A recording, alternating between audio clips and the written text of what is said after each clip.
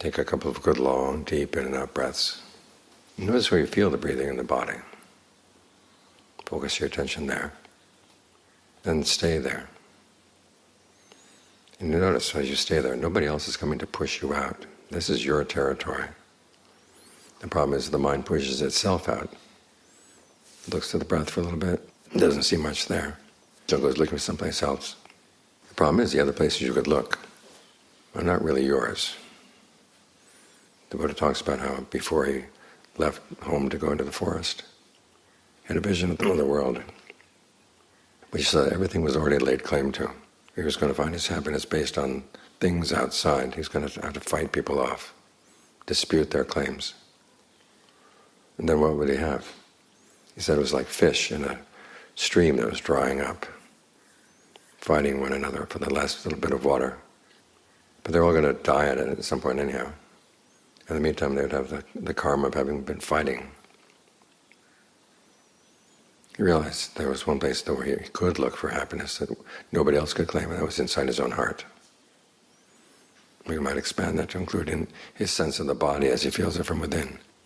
So this is your territory. Make the most of it. You can breathe in ways that feel good. And as the breath feels good, you can start thinking of it going through different parts of the body. The Buddha's images of a bathman, back in those days, they didn't have bars of soap. If you went to a public bath, they would give you a ball of a kind of a soap dough, where the bathman had mixed soap powder with water. And a good bathman would mix it in such a way that the whole ball was nicely moistened, but there's no water dripping outside, by kneading the water into the powder. In the same way, you take that sense of ease and well-being that come from the breath and you knead it through the body. So the whole body can feel good as you breathe in, the whole body feels good as you breathe out. Now this is your territory. You don't have to fight anybody else's claims. So make the most of it, even more so with your own mind. Once the mind settles down with the breath, then you can see it clearly. People have asked, since we're trying to get to the mind, why do we have to spend so much time with the breath?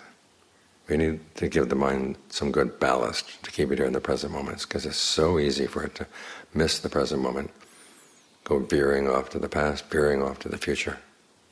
You need something to keep it right here, so you can see it clearly. So, tie the mind down to the breath, here in the present moment, and then you can watch it, examine it, figure out what's inside the mind that's causing trouble and how you can do something about it. Because that's where the real problem is.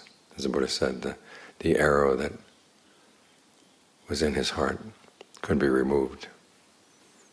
He removed it through the meditation, just like this. So this is an area where you have free range.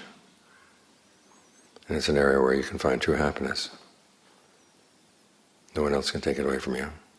Just make sure you don't get too distracted outside, because no one else can do this work for you. You've got to develop the skills that are needed to get the mind to be still, to see through its greed, its aversion and delusion. Get rid of the things that are weighing the mind down. This is your work, and now is the best time to do it. It doesn't get easier as you get older. So take responsibility here inside. Make the most of your territory, because it has a lot to offer.